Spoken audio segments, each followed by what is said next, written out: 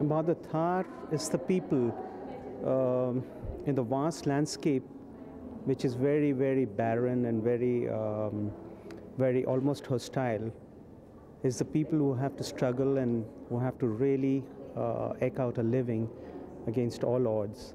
But they do it so beautifully, and they live every moment. You know, they don't just survive, but they're full of life, and they just live every moment, and that's what I find very special about the desert. Well, this whole collection, The Eyes of the Thar, is 4 years' work. I made many trips because my canvases are large, so I can't really paint there, and the technique is very different, so I have to come back to the studio. But I travel a lot, I live there, I sleep on the sands, and just be one with them.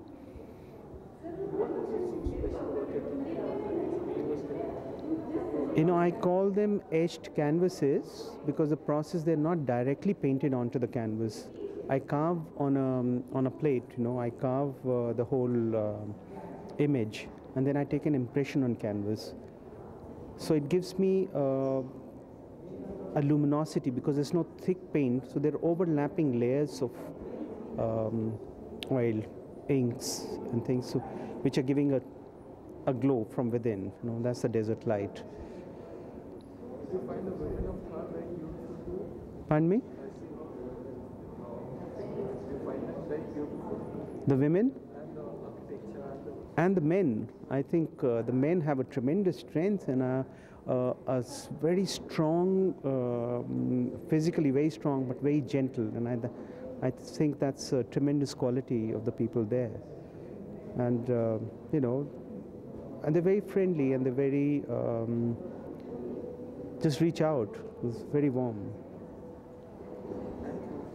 Thank you.